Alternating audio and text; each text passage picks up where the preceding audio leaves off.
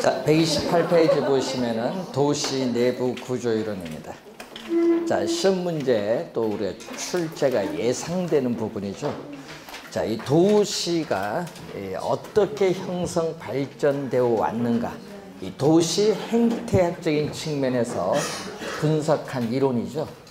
그래서 이 1826년에 나타난 이 튀넨이라는 최초의 농업 입지 이론이 있는데, 이 튀넨은 이 시장에서 거리가 멀어짐에 따라 이 경작되고 있는 이 작물을 6가지로 봅니다. 그래서 그 6가지 작물에 대해서 토지를 이용한 대가, 지대를 지불하는데, 그래서 이 6가지 형태의 우리가 지대를 지불하는 모형이 동심원상으로 나타난다.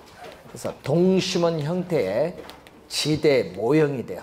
동심원 형태의 지대 모형인데, 자, 튀넨은 최초의 농업 입지 이론이죠. 이 최초의 농업 입지 이론을 어디에 적용한 거죠? 도시, 토지, 공간에 적용을 했죠. 그래서 튀넨의 이론을 응용을 해서 도시, 토지, 공간에 적용해서 몇 년도에 나왔냐면 거의 100년 정도 지났습니다. 1925년에 미국의 시카고라는 이 도시를 대상으로 나타난 버제스입니다. 자, 이 버제스라는 학자는요, 미국 시카고 대학의 도시사회 학자를 말하는데, 이 버제스는 실증적으로 분석을 해서 뭐를 만드냐면 동심원, 우리가 지대 모형을 만들죠. 동심원 지대 모형. 자, 이 동심원 지대 모형입니다. 그래서 이 이상적인 형태의 모형이라고 우리 얘기를 많이 하는데, 그래서 동심원 지대 모형에서 최초다 보니까 순서를 꼭 기억해야 되는데, 처음에는 어디서? 중심인 핵심이죠. 이 CBD, 약으로 썼습니다. 중심 업무 지구라고 합니다. 그래서 우리는 도시에 있어서의 사회, 경제, 문화의 이 중추적인 역할을 하고 있는 핵심인데, 이 핵심에서 적응을 하지 못해서 이 어떻게 밀려나서 우리는 점이 지대를 형성하죠. 그래서 시험 문제 작년에도 출제했지만은 벌써 3번 출제했어요. 점이지대. 몇 번째 동심은? 2번째. 이거 꼭 기억해야겠죠. 퇴폐, 슬럼 지구를 형성하는 점이지대. 이 점이지대를 지나면은 공장에 저소득 근로자들이 거주하는 저소득 주택지역. 그리고 4번째는 중상층 이상의 고소득층이 거주하는 고소득 주택지역. 그리고 우리가 5번째는 교외의 위성도시입니다. 교외 위성도시에서 이 도심의 사무실로 출퇴근하는 누구? 통근자 지역 또는 통근자 지대인데, 이렇게 5번째 동심원입니다. 자, 그래서 이 도시의 핵심으로부터 우리는 버제스는 5개의 지구로 동심원상으로 모든 방향으로 균일하게 도시가 성장을 한다는 동심원 지대 모형을 주장을 한다. 핵심은 몇 개? 1개. 핵심 요거 하나. 요거 최초인데 점이지대만 3번 출제를 했는데, 다음 시험에는요, 요 순서를 물을 수 있어요. 순서를 물을 때는 뭐죠? 5개 해설, 중심 업무지구, 점이지대, 저소득의 해설을 해놓고 그 5개의 지구 연결 잘못된 거 출제할 수 있어요. 아직 그건 출제하지 않았는데 그런 형태로 또 출제 가능하다는 거. 그래서 한번 시간 날 때 한번 교재 5개 한번 읽어보세요. 5개 지구 어떤 게 있는가. 자, 그래서 도시의 공간 구조 형성. 이 버제스는 이 도시의 공간 구조에 있어서의 형성을 도시 생태학이라고 하죠.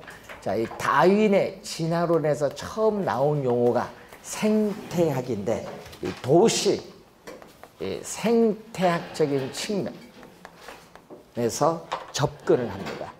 도시 생태학인 측면에서 우리 접근해서 설명한 이론이 어렵죠. 그래서 생태학적 측면에서 접근을 하는데 이 생태학인데 여러분이 도시 핵심에서 적응하지 못해서 밀려나서 여기 들어오는 것을 뭐죠? 침입이라고 해요. 그래서 거주지가 핵심에서 분화가 된다는 얘기죠. 그래서 이 거주지가 분화되는 현상. 자, 이 도시의 핵심에 살고 있던 분이 적응하지 못해서 그 외곽으로 분화가 되는데 이 거주지가 분화되는 현상을 우리는 생태학적인 용어입니다. 침입. 어떤 지역에 새로운 요소가 개입을 하는 걸 침입. 그럼 또 이 지역에 기존에 살고 있는 원주민과 또 뭐를 하죠? 경쟁을 벌이고 경쟁을 벌이면 점점 이 지역이 누구로 침입한 사람들의 이용 주체로 바뀌는 형상을 또 전문용어로 천이 또는 계승이라고 하죠. 이 세 가지는 전부 생태학적인 용어다. 그래서 침입, 경쟁, 천이 등의 과정으로 설명을 하고 있는 우리가 이론이 바로 동심원 지대모형인데 이 지문도 여러분이 한 또 2번 정도 출제한 지문입니다. 자, 그래서 우선은 이 최초의 이론이니까 잘 기억을 좀 우선 해두셔야 될 이론. 그래서 최초는 상당히 중요합니다. 자, 그러면은 이 동심원은 핵심이 하나인데 이 원을 변형을 하죠.